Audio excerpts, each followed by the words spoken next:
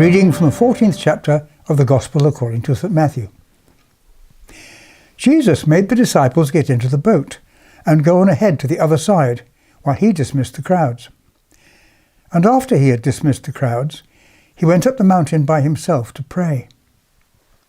When evening came, he was there alone, but by this time the boat, battered by the waves, was far from the land, for the wind was against them.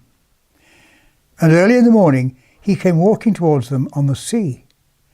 But when the disciples saw him walking on the sea, they were terrified, saying, "It's a ghost."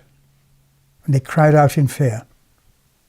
But immediately Jesus spoke to them and said, "Take heart, it is I. Do not be afraid."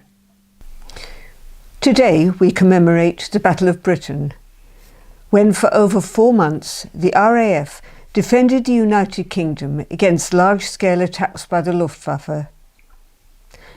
Following the evacuation of British and French soldiers from Dunkirk, and with most of Europe overwhelmed, Germany was set to invade. To do that, they needed superiority, both at sea and especially in the air. So day after day, the battle was fought between the fighter pilots of both sides. The defeat of the Luftwaffe in the Battle of Britain proved to be a decisive turning point in the war. But this reflection is not about war and the justification or otherwise of war. I've often wondered just what was going through the minds of those brave young fighter pilots as they whiled away the time waiting to take to the skies to engage in a fight which might well see them killed. The life expectancy of a Spitfire pilot was 4 weeks, and for a new recruit to a bomber crew, it was just 2 weeks. I'm sure many, if not all, felt fear, which they had to deal with in different ways. And if you're wondering what this has to do with the reading from Matthew about Jesus walking on the water, the connection is about fear. It's about being afraid. The disciples, seasoned fishermen, were used to fighting the elements, sudden storms, high winds, lashing rain. But perhaps this storm was something out of the ordinary, and after battling for miles and not getting very far, they must have been exhausted. After all, this miracle occurred after they had fed 5,000 people. Then they saw Jesus walking towards them on the sea.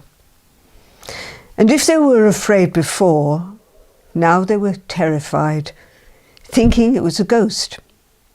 People just don't walk on water. But Jesus calmed their fears.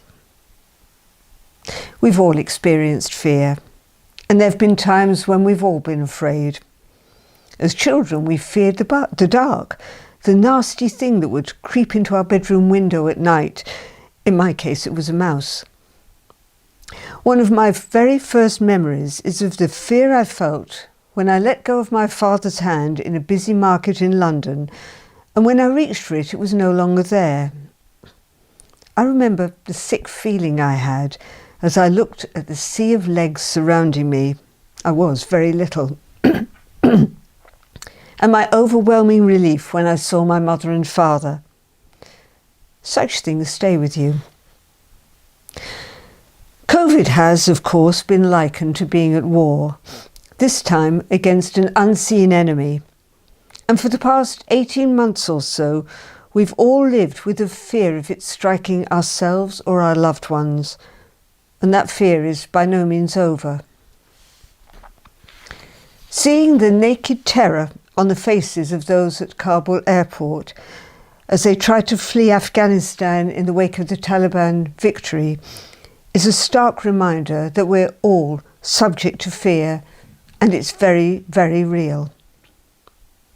Think of those who are forced to leave their homes, their communities, their families, their possessions, due to war or other disasters.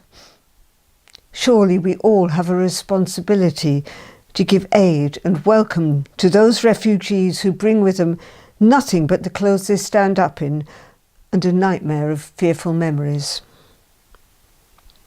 Throughout our lives we have to cope with fear. Fear of losing a job, security, fear for our children, and as we get older, fear of sickness, especially now with the long backlog of people needing treatment, fear of death, fear of bereavement. So how do we cope with these fears? Is it sufficient just to whistle a happy tune? There are many ways to cope, but we must never forget that God knows of our fears, understands our fears, and is with us in the darkest nights. Jesus, who calmed the fears of the disciples as they battled against the storm, Jesus who said, "Do not let your hearts be troubled, and do not be afraid." Why did Jesus walk on the water? Could it have been to show his disciples that the very thing they feared, the raging, seething sea, was merely a set of steps for him to come to them? Often we fear the difficult experiences of life, such as illness, loss of loved ones, financial hardships, only to discover that these experiences can bring Jesus closer to us. And more than that, God knows exactly what it's like to feel fear. Then Jesus went with them to a place called Gethsemane, and he said to his disciples, "Sit here while I go over there and pray." He took with him Peter and the two sons of Zebedee, and he began to be grieved and agitated. Then he said to them, "I am deeply grieved, even to death. Remain here and stay awake with me." And going a little farther, he threw himself on the ground and prayed, "My Father, if it is possible, let this cup pass from me, yet not what I want, but what you want." And we must also never forget that after the darkness of Good Friday comes the resurrection on Easter Day, when the light triumphs over darkness. Amen.